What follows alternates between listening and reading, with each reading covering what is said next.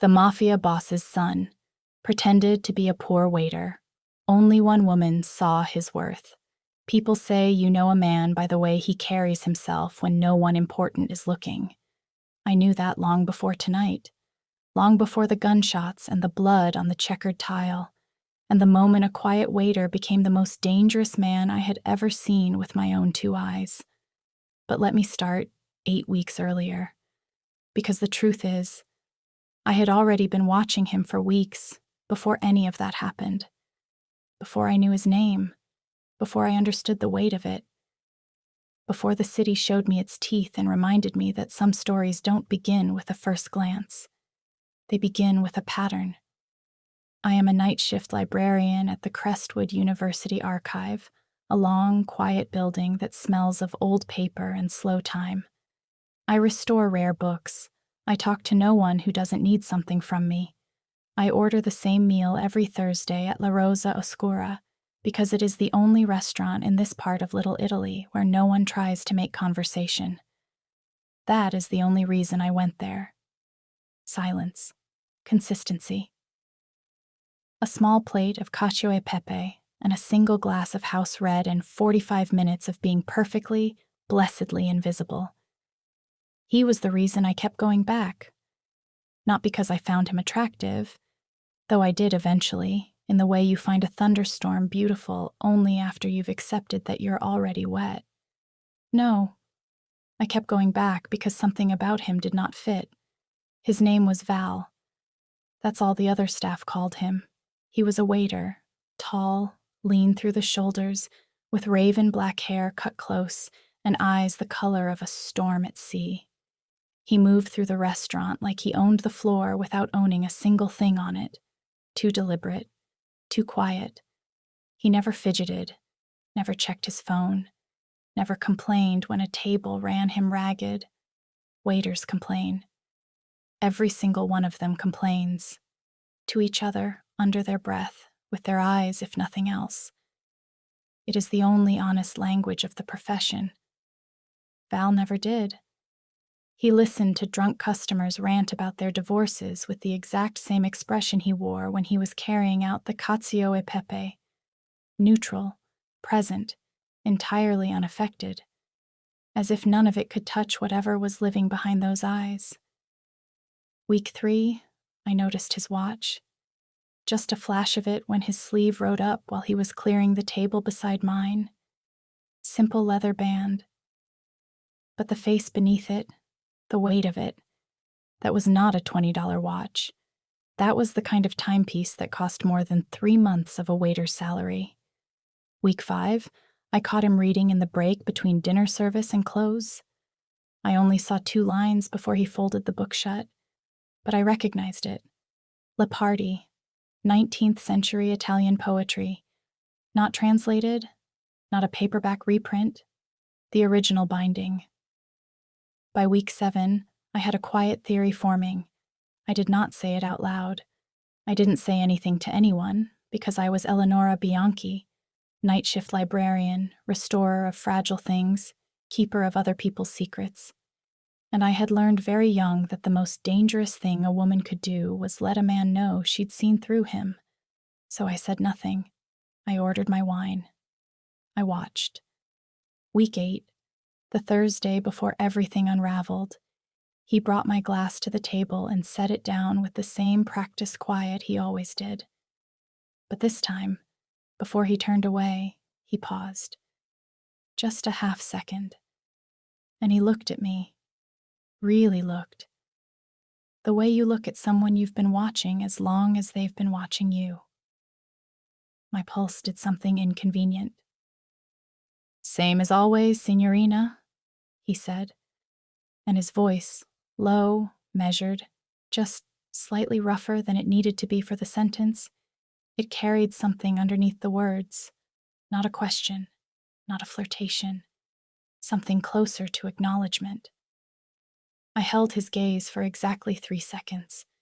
Then I looked back down at my book and turned the page I hadn't actually read.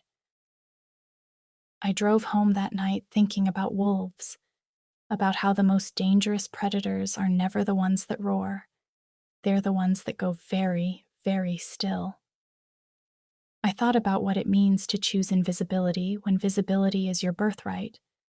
I thought about how you can recognize a cage from the outside, even when the person inside has arranged it beautifully enough to look like a home. And I thought, whatever this man is hiding, it is not small. And whatever it is, he has been hiding it so long it has started to wear on him in places he doesn't know how to cover. I should have stopped going to that restaurant. Obviously, I didn't. If you're already hooked on this story, subscribe and hit the bell. The darkness only gets deeper from here. She was watching him for weeks before he knew her name. Do you think Nora already suspected who he really was? Or was it pure instinct? There are two kinds of dangerous men. The first kind wants you to know they're dangerous. They carry the threat openly, like a weapon on a belt, because the threat itself is the power. They are loud in their suits, loud in their silences, loud in the particular way they smile at a woman they've decided belongs to them. The second kind, the truly dangerous kind, are quiet in a way that costs them something. The stillness isn't natural. It's discipline, practiced. And underneath it, something enormous is being held back. Val was the second kind. I had understood that from the beginning. What I hadn't understood was the shape of what he was holding. The Thursday I'm talking about, the one that changed the texture of everything, began like any other. I came in from the cold at 8:30, shook rain from my coat, and found my usual corner table already cleared and waiting. He hadn't said it without being asked. He'd simply done it. That detail should have been charming. Instead, it made the back of my neck prickle. He came over with the wine before I'd even opened the menu I never looked at. "You're later than usual," he said. "The archive lost power for 20 minutes, I said. A manuscript I was treating had to be put in the humidity cabinet by hand. I don't know why I told him that. I tell people I'm a librarian and they stop listening. The specifics of my work, the dehumidifiers, the rabbit skin glue, the mold patterns on medieval vellum, these are the conversational equivalent of an exit sign. Val didn't look away. "What manuscript?" he asked. "A 17th century Venetian trade ledger, written in a cipher that was only partially decoded in the 1920s. Someone tried to restore it badly in the 50s and used the wrong adhesive. I'm essentially unbreaking it." He set the wine down carefully. His eyes had changed, not softened. Something sharper, actually. Focused. "You restore things that other people damaged," he said. Not a question. "Yes." "Is that satisfying, or just endlessly frustrating?" "Both," I said. "Usually at the same time." Something moved across his face, too fast to read. He nodded once, picked up the empty tray, and walked away. And I sat there thinking. He understood that answer immediately. He didn't have to translate it. The restaurant cleared early that night. A rainstorm had blown in off the river and the streets emptied fast. By 10:15, La Rosa Oscura had 3 tables left. By 10:42, by 11, only mine. Tommy, the other waiter, a soft-faced man in his 30s who talked too much and meant well, had gone home with a headache. The cook left shortly after. The owner, a tired-looking woman named Cheska, who I knew only by sight, told Val to close up and left him the keys. I should have asked for the check. The rain got heavier. The kind of rain that comes in waves, that sounds like static against the windows, that makes the idea of leaving feel genuinely unreasonable. I told myself that was why I stayed. The rain. Val came out from behind the bar with 2 small glasses. Grappa. He set one in front of me without asking, sat down in the chair across the table. The first time I had ever seen him sit in the restaurant, and looked at me with those storm-sea eyes completely level. "You've been coming here for 8 weeks, he said. 9. I corrected. 9, he agreed. And you watch everything. You watched me figure out where the draft was coming from under the east window in week 3.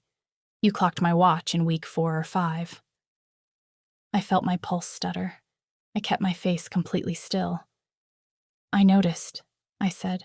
I'm observant. You're more than that. He turned his glass slowly in his hands. You're the only person in this room, in 9 weeks, who has ever looked at me like they were solving something. And that bothers you? No, he said quietly. That's why I'm sitting down. The grappa was good, warm and sharp, with a sweetness at the back of it that arrived too late to be expected. I let it settle before I spoke. What are you hiding from? I asked. Not what are you hiding from. He was quiet for a long time. Outside, the rain talked for both of us. A name, he finally said, and everything that comes with it. Is it your name? Yes. Is it dangerous? He looked at me with something that was almost amusement, but underneath the amusement was something exhausted and honest. Eleonora, he said, my full name, which I had never told him. I felt the cold land on my skin. That's the first honest thing you've said to me, I said carefully. It's also the most dangerous thing I've said to you. He moved to the window. I know who you are. I know where you work. I know your Thursday routine. I know your sister is in hospital care in Brooklyn and that you visit her on Sunday mornings. He turned. I'm not telling you this to frighten you. I'm telling you because I need you to understand. I don't know half of myself anymore, and you looked at me like you saw the half that's left. My hands were very still in my lap. My heart was not. What is your name? I asked. The restaurant was very quiet. Rain on glass. His breath. Valeriano, he said. Valeriano Nero Moretti.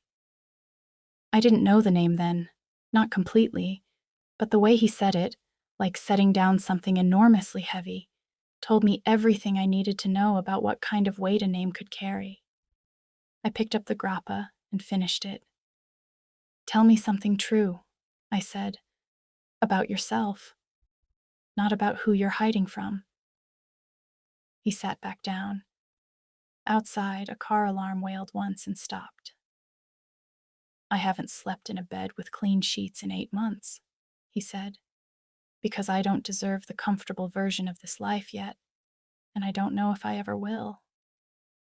That was the moment, not the name, not the watch or the poetry or the knowing my name when I'd never given it. That sentence, the unbearable bare honesty of it, was the moment I stopped solving him and started wanting to know him. God help me. I went home that night and I didn't sleep. I sat at my kitchen table with my laptop and the name he had given me, and I searched carefully, the way you search for something you already suspect will change the shape of the room you're sitting in. It didn't take long. Moretti. Don Salvatore Moretti. The Iron Veil, suspected head of one of New York's oldest Italian crime families, 3 federal investigations, 0 convictions, photographs in the paper from charity galas, from opera premieres, from the kinds of dinners where every other man at the table is either a senator or a judge, and Valeriano Nero Moretti, eldest son, heir apparent. A face in the background of 2 photographs, one from a family funeral 6 years ago, dark suit, expression carved from stone, one from a law enforcement watch list that a journalist had published before being quietly discredited. In both, he was looking slightly away from the camera, as if he already knew, even then, that he didn't want to be seen. I closed the laptop. I thought about what the sensible version of me would do. Leave. Stop going to the restaurant. Report the conversation to whom? For what? He hadn't threatened me. He had been, by any honest measure, more transparent with me in a single rainy evening than most people manage in years. But he knew my name. He knew about my sister. That knowledge was not accidental. He had looked me up, had someone look me up, the way men in his world do when a person becomes a variable they need to understand. And I couldn't decide if that was terrifying or if it was, in some broken way, the most careful attention anyone had paid me in years. I decided it was probably both. I went to bed at 3 a.m. and thought about wolves wearing aprons. I thought about a man who voluntarily left an empire to refill water glasses in a Little Italy restaurant, and what kind of soul you'd have to make that trade willingly. 3 days later, on a Sunday, I went to visit my sister. Gianna is 2 years younger than me and has been in a long-term care facility in Brooklyn for 4 years. A car accident. The details are mine and I keep them close. She is alive, she is peaceful, she knows my voice, and she needs a level of specialist care that costs more per month than my entire salary. I have been managing it. I have always managed it. I work extra hours. I have sold the things that could be sold. I have applied for every grant and program and subsidy that exists in the state of New York. And every month the number comes in, and I hold it in my chest like a stone. And I smile at the billing coordinator, and I say, yes, I understand. I'll take care of it. What I didn't know, on that Sunday morning, was that the facility had sent a letter the week before. A letter I hadn't opened yet, because I had learned, very specifically, to wait until I was sitting down with something strong to drink before I opened correspondence from them. Gianna's primary neurologist was leaving the practice. Her specialist care package was being reassessed. The new billing structure would begin the following month. The increase was 32%. I sat in the visiting room with Gianna's hand in mine, and I did the math in my head, and I understood, very quietly and very completely, that I did not have enough. She was talking to me about a dream she'd had, something about our mother's garden, roses going red in July. And I smiled, and I nodded, and I held her hand. And inside, I was doing arithmetic that had no good answer. When I left, I sat in my car in the parking garage for 11 minutes without moving. He was waiting outside when I got back to my building, not lurking, standing.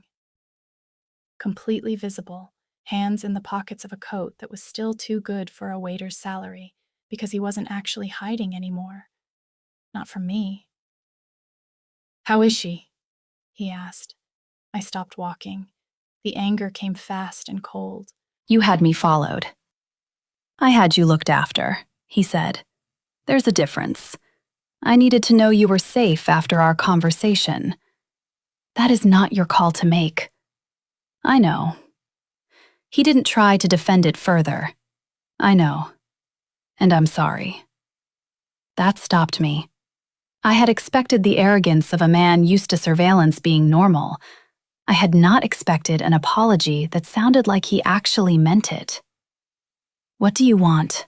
I asked. "To tell you something." He glanced at the street, then back to me. "The billing notification from Gianna's facility. I know about the increase. I want to help." I went very still. "No," I said. "I haven't offered anything yet." "You're about to offer me money. And the answer is no. Not from you. Not from—" I stopped myself. "I'm not offering you Moretti money," he said quietly. "I'm offering you mine. Funds that have nothing to do with my father. Accounts set aside for me personally, long before I understood what family money meant. I want to use them for something that isn't stained." He said it like a man asking permission to do the one clean thing he'd ever had access to. My throat felt tight. "Why?" I asked. "You don't owe me anything." "No," he agreed. "But she is innocent, and she is suffering, and you are breaking yourself trying to carry it, and I can actually fix this part. Not all of it, just this part." He held my gaze. "Let me do one real thing, Eleonora. Just one." The night was cold around us. Somewhere down the block, a restaurant was closing, and the smell of garlic and warm bread drifted past like a memory. I thought about 32%, about Gianna's hand in mine, about the arithmetic with no good answer.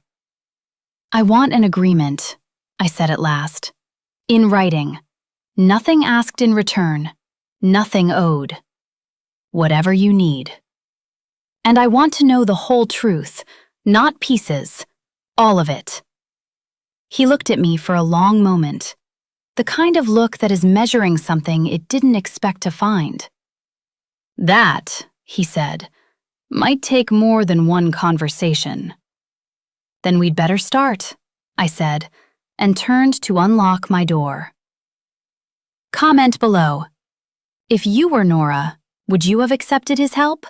Or would you have walked away no matter what? Drop your answer below. He told me in pieces. That was the only honest way to tell it. The first piece came that same night, at my kitchen table, over coffee I made too strong because my hands weren't entirely steady. He told me about his father, not the newspaper version, not the myth of Don Salvatore the Untouchable. The man. The coldness of him. The logic of him, which was perfect and total, and had no room in it for doubt or softness or a son who asked too many questions. He told me about the gun pressed into his 13-year-old hand. I listened without looking away. "Did you fire it?" I asked, because I needed to know, and because I understood that needing to know was its own kind of courage. "No," he said. "I held it for 30 seconds while my father watched. Then I set it down on the table and walked out of the room. He didn't speak to me for 3 months." "How old were you?" 13, 14 by the time he decided I was worth talking to again. "And then you learned." "And then I learned," he agreed. His voice was flat on it. "Not to fire the gun. To do what was necessary in other ways. Strategy, intelligence, the kind of work that leaves no obvious trace. I became very good at it." "Is that what you're ashamed of?" "I'm not sure shame is the right word." He turned his coffee cup slowly. "I understand what I am. I'm not asking for absolution. I'm asking—" He stopped. "Asking for what?" I pressed. "To be seen as something besides what I was made to be." We sat with that for a while. Outside, the city moved in its usual restless way. Sirens, a bus, the distant percussion of someone else's argument. Then I asked the question I actually needed the answer to. "The strategic marriage your father wants, is that still happening?" His jaw tightened. "Not if I can find a way to stop it. But my disappearance has a deadline. My father has been patient because he expects I'll exhaust myself at some point and come back. That window is closing." "What happens when it closes?" "He sends someone to bring me in. Probably Enzo, my uncle. He chose the word carefully. Efficient." I filed that name away. He came back the following Thursday, and the Thursday after that, except this time not as a waiter. He called into the restaurant and told Cheska he needed a few days. He was sitting at my table when I arrived, on the customer side for the first time, in the same dark clothes but without the uniform. And something about seeing him in that chair without the apron made the whole equation feel different, more honest, more dangerous. We had dinner, the cacio e pepe, 2 glasses of wine instead of 1, and 2 hours of conversation that ranged from Leopardi to the Byzantine origins of the Italian crime syndicate to what my sister was like before the accident. He listened to that last part with complete attention, not performing empathy, just giving me the full weight of his focus, which was, I was beginning to understand, the most valuable thing he possessed. He was intelligent in a way that was difficult to look at directly, the kind of mind that has been given serious problems since childhood and has bent itself around them until problem-solving is simply how it experiences the world. 3 days later, he asked me to come with him somewhere. "Where?" I asked. "A meeting.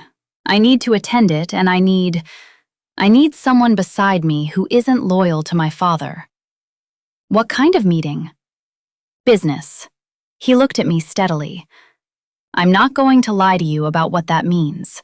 It's a negotiation between parties who have a shared interest in keeping certain arrangements in place.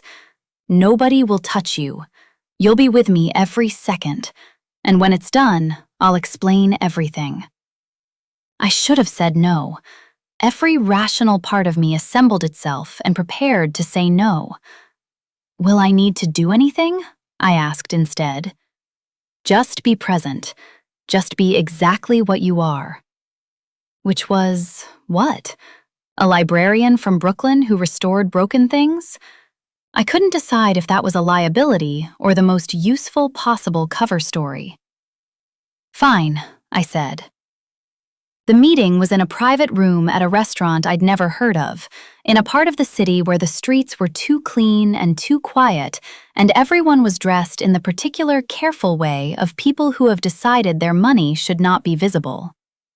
There were 4 men, 2 I didn't recognize, one who introduced himself as Marco, soft-spoken, silver-haired, with the eyes of a man who had been doing math about people his entire life, and one who looked at me the way a cat looks at something it has decided to understand before it decides what to do with it. Matteo De Luca.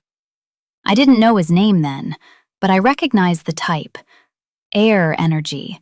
The particular restlessness of a man who has been handed everything except the one thing he actually wants. He looked at me for 30 seconds too long.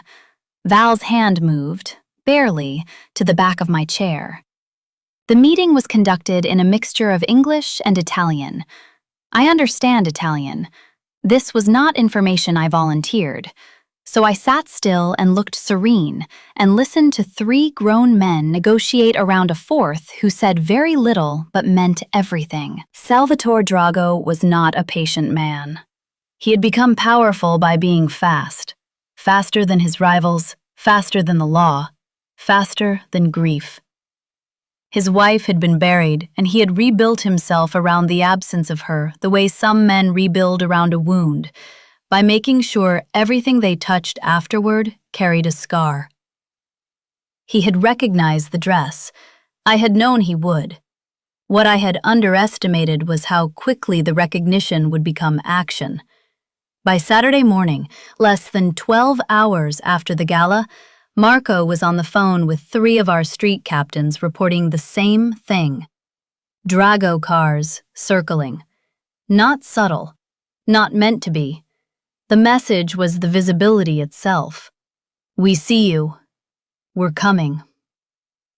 I was in Cassian's penthouse when the calls came in, sitting at the kitchen island with his half of the documentation spread across the marble between us. Physical copies, because some things you don't trust to servers. He took the calls one by one, and I watched the geography of his face change with each one. Not fear. Cassian Ravello did not appear to experience fear in any conventional sense. What I watched instead was something colder and more focused. The narrowing of a man who has decided to end something. "He's going to move within 48 hours, Marco said on speaker. "He doesn't have a choice now. The gala was public. Half the room saw the dress. The other half heard about it by midnight. If he doesn't respond, his captains read it as weakness." "He'll come for her first," Cassian said, eyes on mine. "She's the easier target.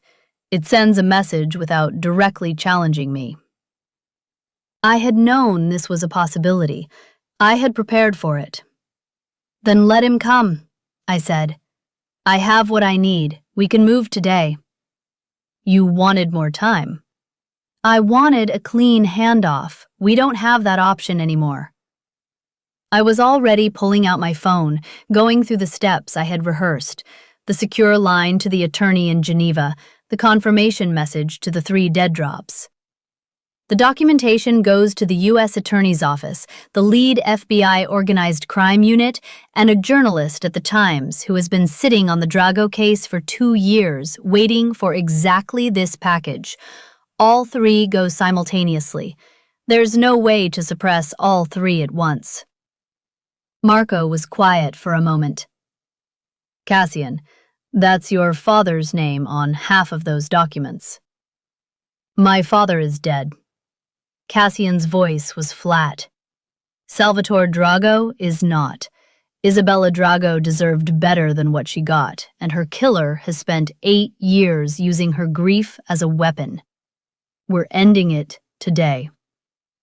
The decision had the weight of something that had already been made, as if somewhere between 4 a.m. and now, Cassian had reached a conclusion that didn't require further deliberation. He looked at me with an expression I had not seen in 3 years of watching him, something unguarded and steady, and said, "Do it your way. I'll cover the exits." I should have felt the triumph I had rehearsed for 6 years, the clean satisfaction of a plan arriving at its conclusion. What I felt instead was something that terrified me more than Salvatore Drago and all his cars. I felt safe. Not strategically, not tactically. I felt the kind of safe that comes from standing next to someone who has chosen to be on your side without being asked, without a contract, without leverage. The kind of safe that makes your carefully constructed internal fortifications look suddenly, embarrassingly, like what they always were. Loneliness dressed up as strategy. I made the calls. I sent the files.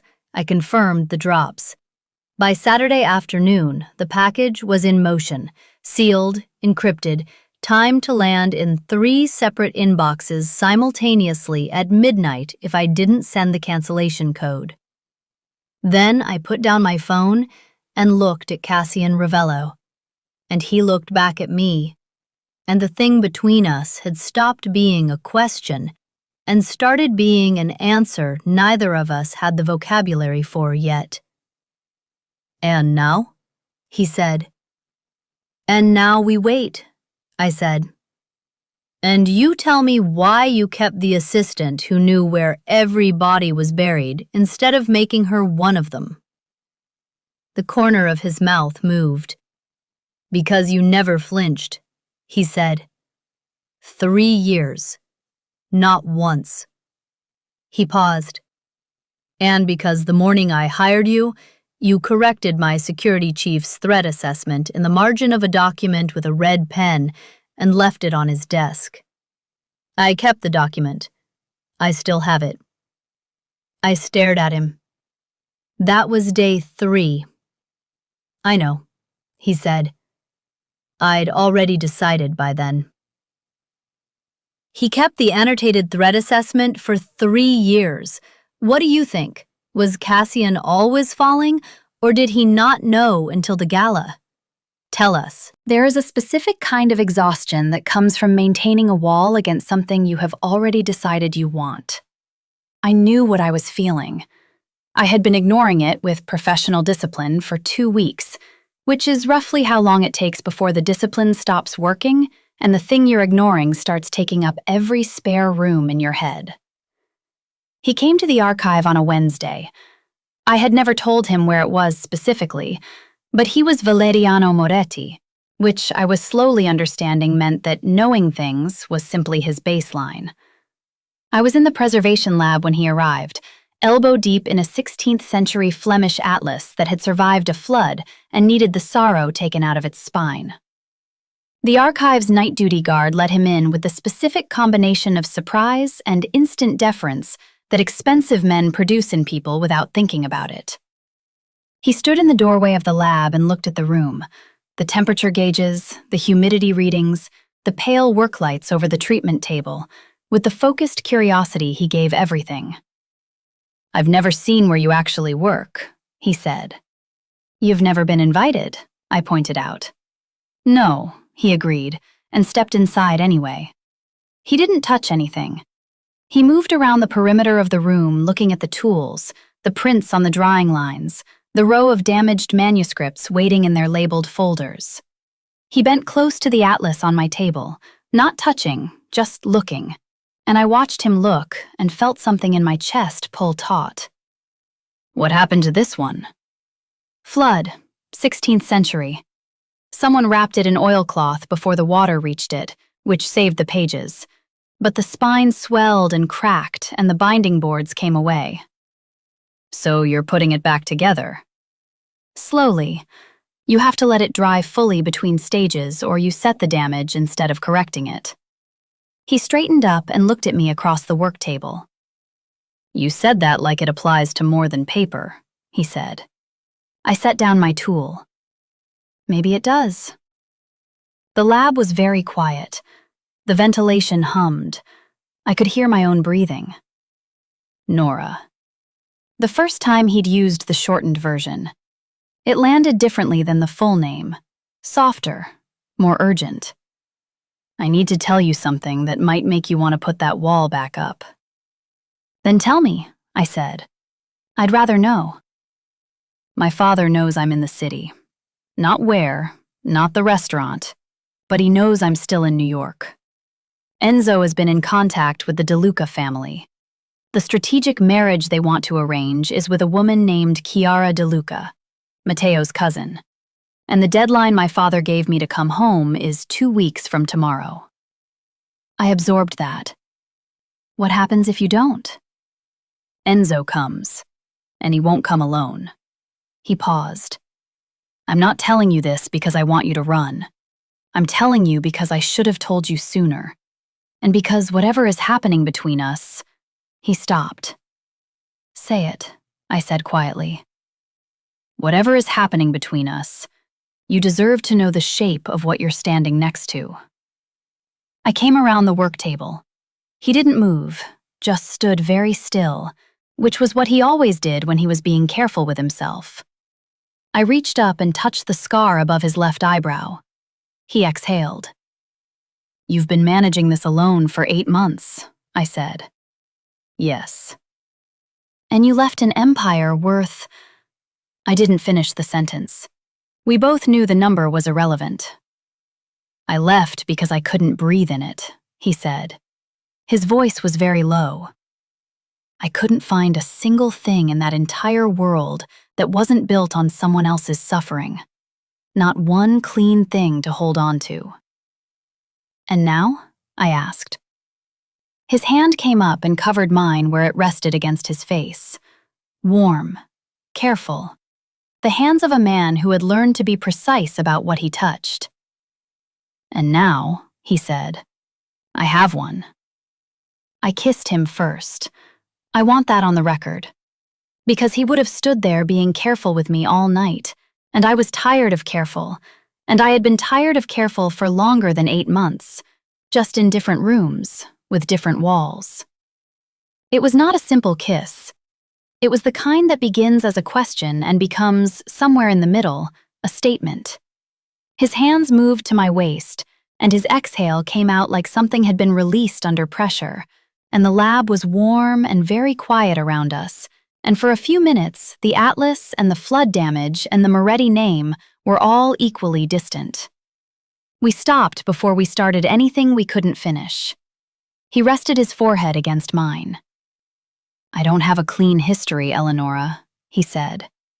"I'm not going to pretend I do." "I know," I said. "I looked you up, remember?" I pulled back just enough to see his face. "I'm not asking for clean. I'm asking for honest." "I can do honest," he said. "I'm better at it than I should be, given where I come from." I smiled. Actually smiled. The kind that arrives before you can curate it. 2 weeks, I said. We have 2 weeks before the deadline. We're going to figure this out. We, he repeated, like the word was new in his mouth. We, I confirmed. I restore broken things for a living, Valeriano. Consider yourself a project. He laughed.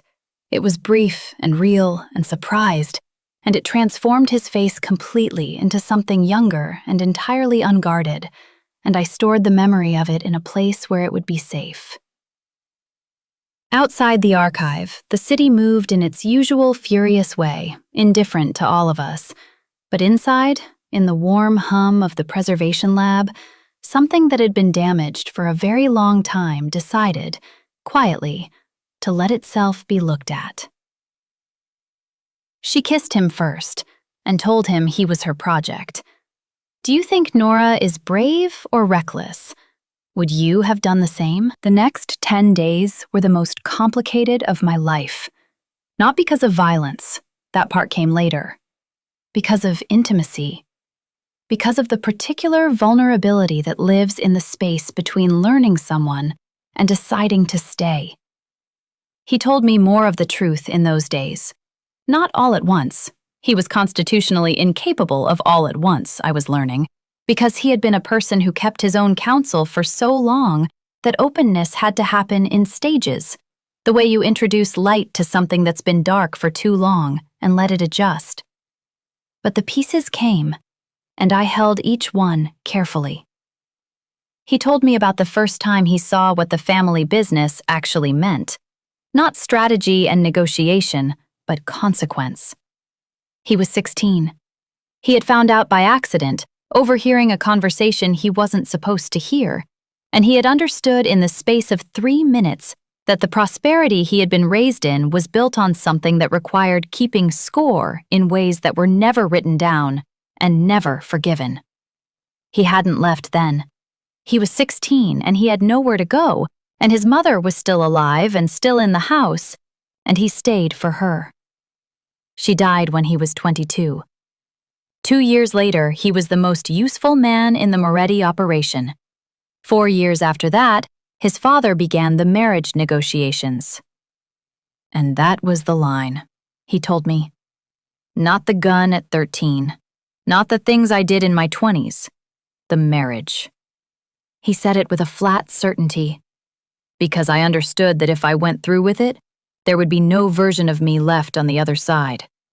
I would just be the next Moretti. Nothing else. So you became a waiter, I said.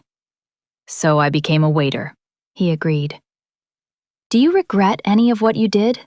For the family? He was quiet a long time. Yes, he said. Specific things. The kind that wake me up at 3 a.m. and don't leave quickly. What do you do when that happens? Used to drink. Now I read. He paused. Since about 9 weeks ago, I think about a librarian who looked at me like I was solvable. Something warm and complicated moved through my chest. It was during those 10 days that I also understood, fully, what Matteo De Luca represented. It wasn't just the strategic marriage. It was the fact that 2 families had built a future around Val's compliance, and that future had enormous amounts of money and power woven into it, and that the people who had planned it were not the kind of people who accepted a change of plans graciously. I started doing what I do, which is research. Systematic, patient, archival research, applied to something considerably more dangerous than 16th century Flemish cartography. I spent 3 nights in the archive after hours, using contacts I had from my work, people who moved through the university, the law library, the city records. I was careful. I asked questions sideways, the way you approach a sensitive topic in a manuscript without risking the ink. What I was looking for was documentation. Because every empire, no matter how carefully it avoids paper, leaves traces. And traces in the right hands become leverage. I found something on night 3. A series of property transfers, legal on their face, meticulous in their execution, filtered through 3 layers of shell companies that connected the De Luca family to a set of zoning decisions in Lower Manhattan that had been quietly and conveniently approved 6 years ago. The approvals had been signed by a city official who had retired to a house in Westchester that was, by any reasonable measure, 30% more expensive than his pension could support. It wasn't everything, but it was enough. Enough to make the DeLuca family very uncomfortable if the information left this room. Enough, specifically, to make the marriage negotiation and the pressure on Val suddenly and entirely pointless, because no family in their position would invite scrutiny by pushing a visible conflict with a Moretti heir who had gone independent. I printed the documents. I put them in a folder. I put the folder in the humidity cabinet next to a 17th century trade ledger because I had a specific kind of humor even then. Then I called Val. "I need you to come to the archive," I said. "I found something." There was a pause. "What kind of something?" he asked. "The kind that solves your problem without anyone having to bleed." Another pause. Longer. "Nora," he said, and his voice was the particular shade of careful that a person uses when they are trying very hard not to sound frightened. "How deep did you go?" "Deep enough," I said, "but carefully. Come see." He arrived in 20 minutes. He read the documentation in 12. Then he set it down on the work table and looked at me with an expression I had not seen on him before. It was not surprise exactly. It was something closer to reckoning. The face of a man who has just understood that the person beside him is more capable than he already knew, and that this is both wonderful and slightly terrifying. "You did this in 3 days," he said. "I'm very good at research," I said. "This is intelligence work, Eleonora. This is what my family pays people to do." "Your family pays people to do it badly and for money," I said. "I did it well, and because I wanted to. There's a difference in quality." He made a sound that was halfway between a laugh and something more raw than that. "I need to tell my father I'm coming home," he said quietly. "And I need to bring this with me. But not the way you're thinking. Not as a weapon. As a negotiation. I need to walk back in as myself, not as the prodigal son. I need to be the man who solved the DeLuca problem without a single shot fired. And if your father still insists on the marriage, then the documentation goes to someone who knows what to do with it, and the marriage becomes the least of anyone's problems." He looked at me. "But I don't think he will. My father is not a sentimental man. He respects solutions." "What about us?" I asked. He was quiet for a moment. Then he moved around the table and took my face in both hands and looked at me the way he had looked at the atlas, with complete, focused attention. "I'm going to walk back into that world," he said. "But I'm not going alone.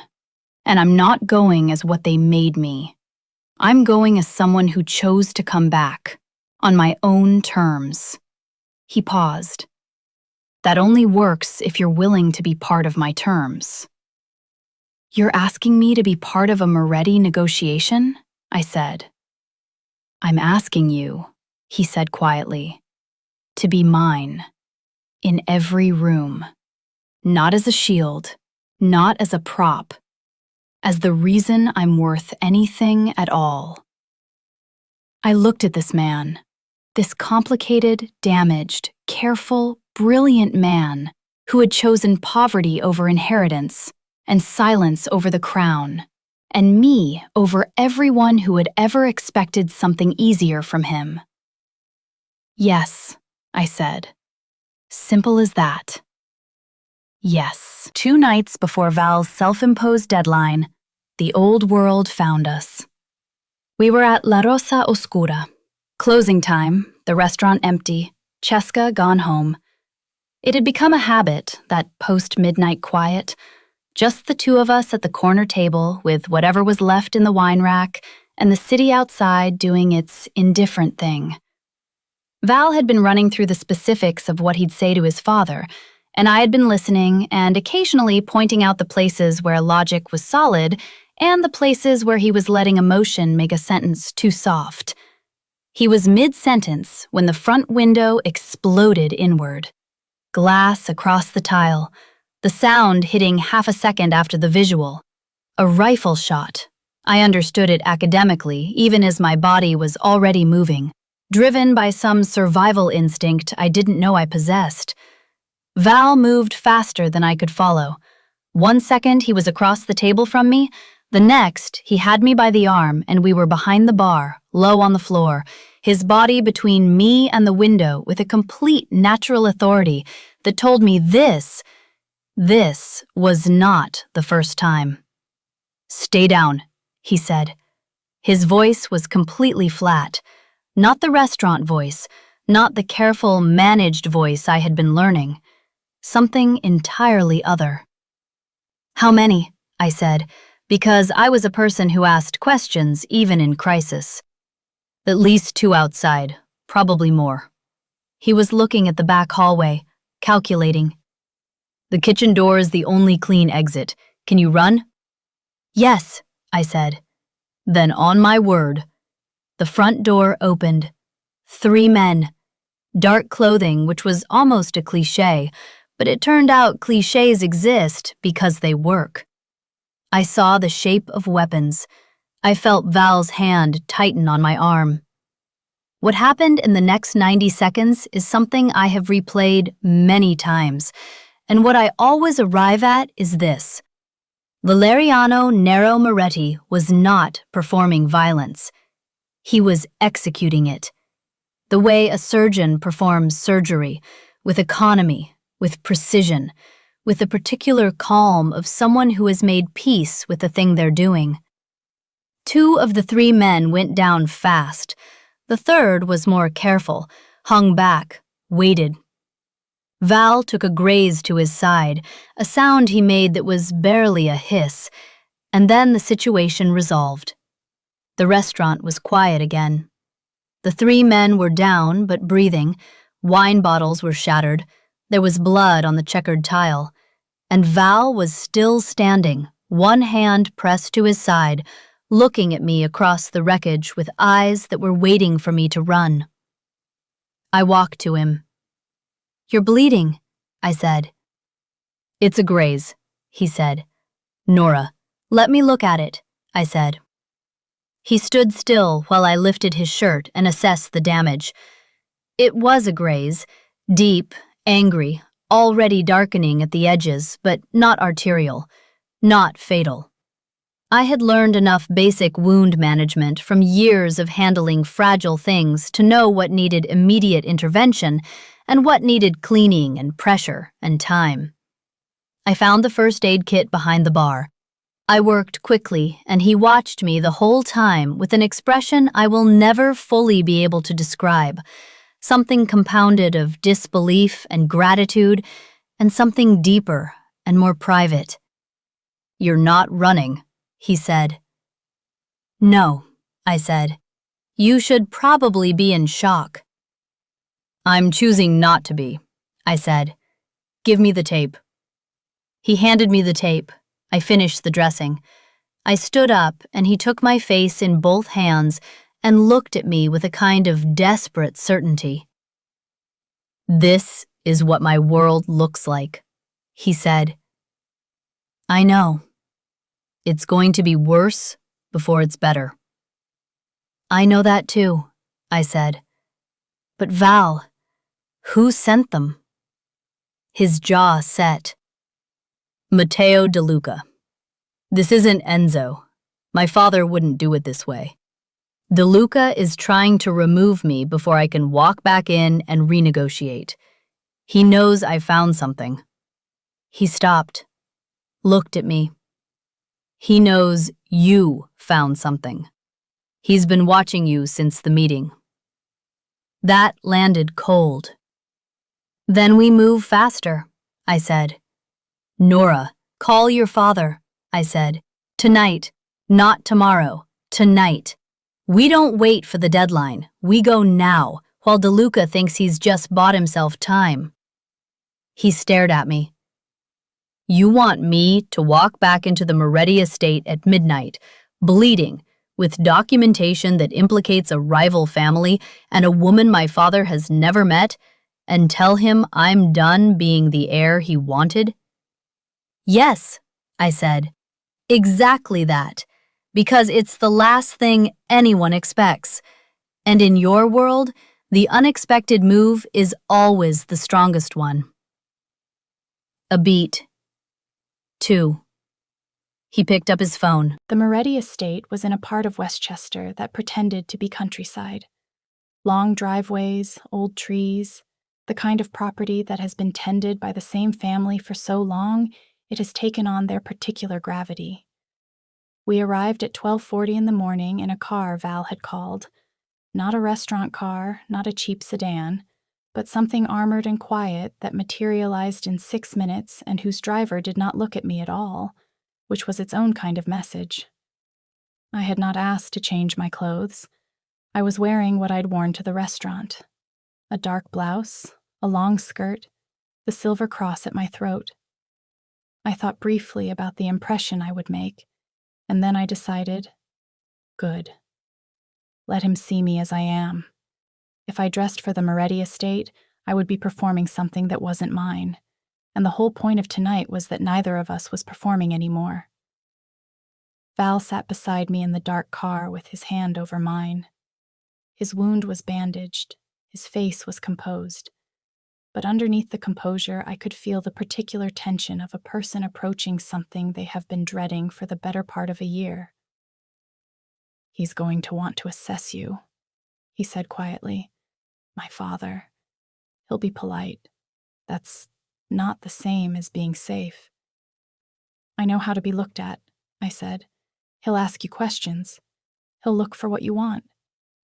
Then I'll tell him the truth, I said, that I want nothing from the Moretti family.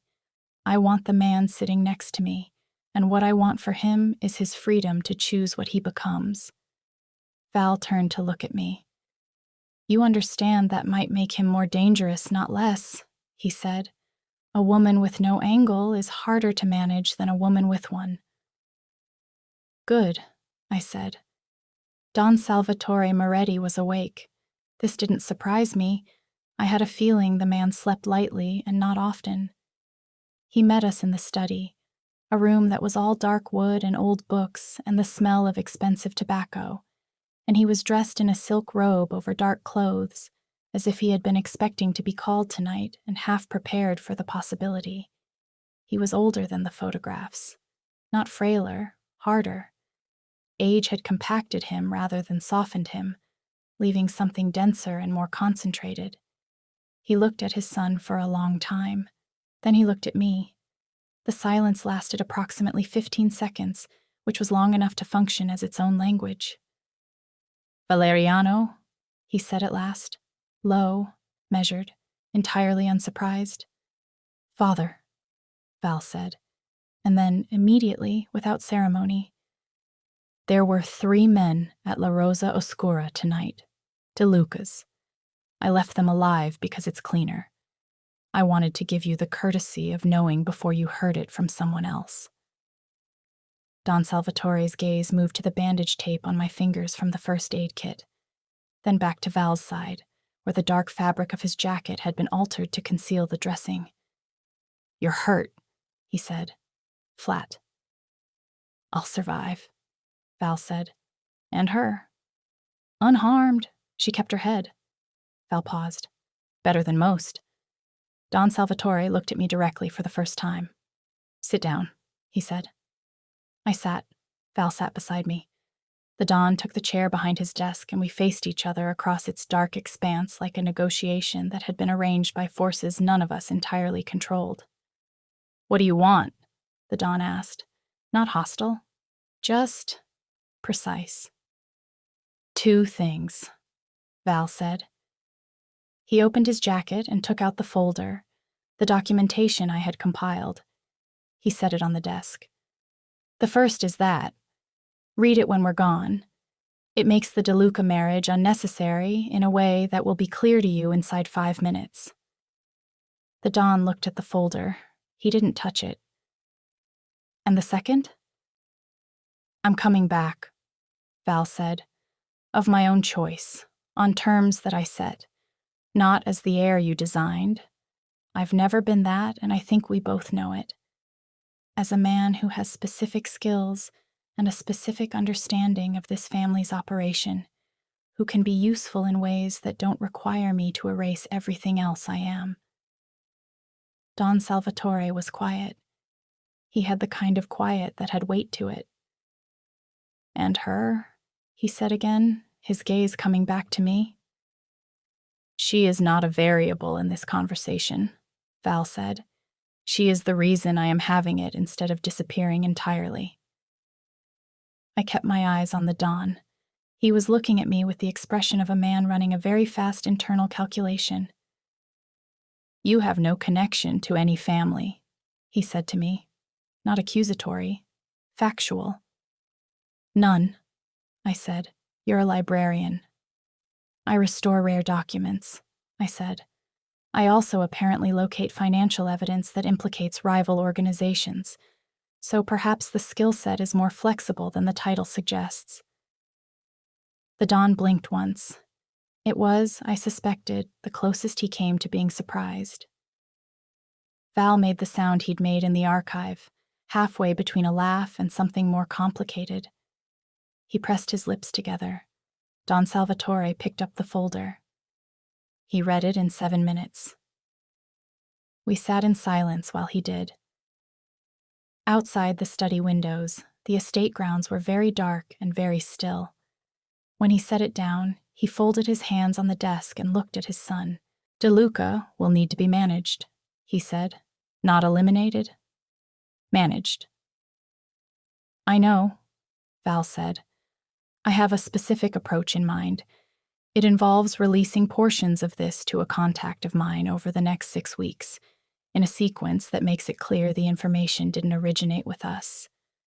DeLuca folds without public blame, and we normalize relations without violence. Don Salvatore was quiet for another long moment. Your mother would have liked this woman, he said finally. It was entirely non sequitur, and it was clearly the most personal thing the man was capable of offering. Val stilled. She would have, he agreed quietly. The Don rose, which ended the meeting in the particular way that powerful men end things, by simply deciding they are over. You'll come back Monday, he said to Val. We'll discuss terms. Bring the woman if she's willing. I may have questions only a research librarian can answer. He walked out of his own study without looking back. I suspected that was also a language I was going to have to learn. Val turned to me in the sudden quiet. He just accepted you, he said, like he was still processing it.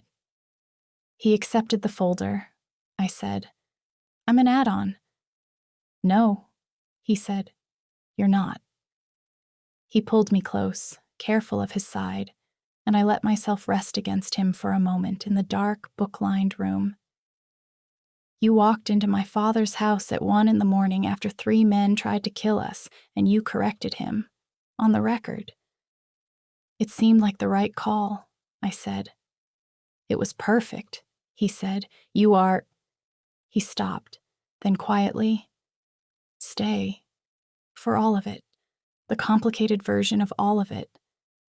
I'm already staying, I said. The weeks that followed were not simple.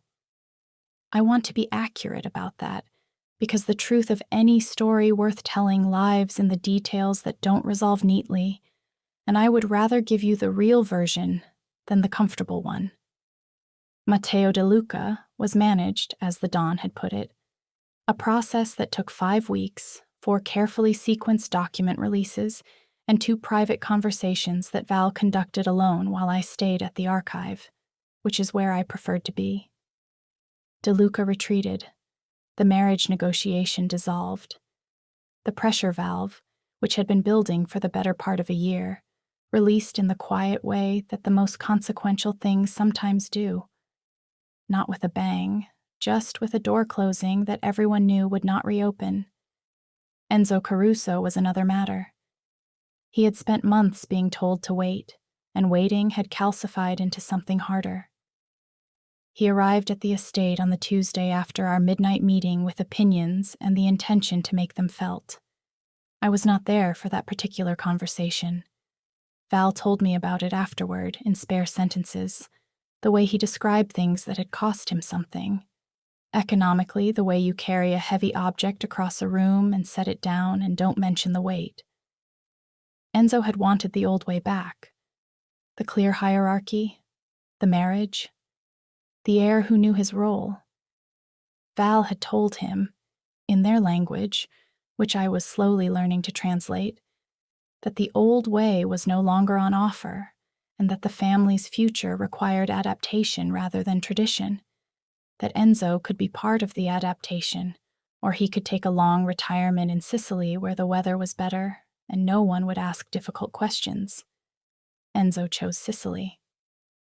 I found out about this on a Thursday evening at La Rosa Oscura, at what had become our table, the corner one, the one that had been mine for 9 weeks, before he ever sat in the chair across from me. He told me over the cacio e pepe, which he now ate without pretending not to be hungry. "It's done," he said. "All of it?" "The main structure. There will be smaller things. There are always smaller things." He poured the wine. "But the existential questions have been answered." I studied him across the table. He looked different than the man who had refilled my water glass in week 3. Or perhaps he looked the same, but I now knew what I was looking at. The stillness was still there, but it was a different kind. Less like something being suppressed and more like something that had simply settled. "Are you staying at the estate?" I asked. "Some nights, when necessary." He met my eyes. "I want an apartment, something mine. Not Moretti property, actually mine." "In the city?" "Near your archive," he said, "if that's acceptable." Something warm moved through me. "I'll need the address well in advance," I said. "I have a very demanding schedule." "I know your schedule," he said. The old echo of the first conversation, and we both felt it, and he smiled. The real one, the unguarded one that arrived before he could curate it. And I thought, there it is. There is the man who threw away an empire just to breathe. 3 months later, on a Sunday morning, Val came with me to see Gianna. He had asked, carefully, whether I thought she would be comfortable with a visitor. I had said yes. Gianna had always liked people who were honest with their faces, who didn't perform cheerfulness at her the way some visitors did. He sat beside her for 40 minutes and talked to her about the Venetian trade ledger I was still working on, because I had mentioned it once and he had remembered the details with that precise memory of his, and Gianna lit up. She had always loved maps, always loved the idea of trade routes, the way commerce had moved across the ancient world like blood through veins. When we left, I sat in the car for a moment without starting the engine. He put his hand over mine on the steering wheel. "She's wonderful," he said. "She is," I agreed. "She told me, while you were getting coffee, that you've been taking care of her for 4 years, all by yourself." "She told you that?" "She told me to take care of you for a change," he said. "She was very specific about it." I laughed, properly laughed, the kind that comes from the chest and doesn't have a performance in it. Val watched me laugh with the expression he wore when he was filing something away carefully. "What?" "That," he said. "You laugh like you've been keeping it in reserve, like you ration it." "I've had reasons to ration it." "Not anymore," he said. It was not a grand declaration. He didn't make speeches, that was not how he was built. but it was said with the complete certainty of a man who has made a decision and intends to honor it. And from Valeriano Moretti, that was the equivalent of vows. I started the car. There is something I have understood working with manuscripts, with things that have survived damage and weather and neglect, and sometimes deliberate destruction. The object that has been repaired is not weaker than the one that was never broken. It is often stronger because the restoration requires you to understand the structure completely, to support it from the inside, to make choices about what to reinforce and what to let remain visible. The cracks don't disappear. Sometimes you can still see them if you know how to look, but they become part of the history of the thing rather than evidence of its failure. Val understood this, I think, before I said it. He had been understanding it in his own language for months, which is perhaps why he trusted a woman who spent her evenings caring for things other people had given up on. He was not fixed. I was not fixed. Neither of us was pretending otherwise. But we were each the right kind of careful with the other's fragile places, which is maybe the closest thing to repair that actual people can offer each other. On the evening the Atlas was finally restored, the 16th century Flemish one, the one that had survived the flood and the bad repair job and 4 months of my attention, I called Val to come and look. He stood at the work table and examined it. The binding boards resecured, the spine rebuilt from the inside out, the gilt-lettered cover consolidated and clean. "It looks like it was always whole," he said. "That's the point," I said. "You shouldn't be able to see the work." He turned to look at me. "Is that what you did with me?" he asked.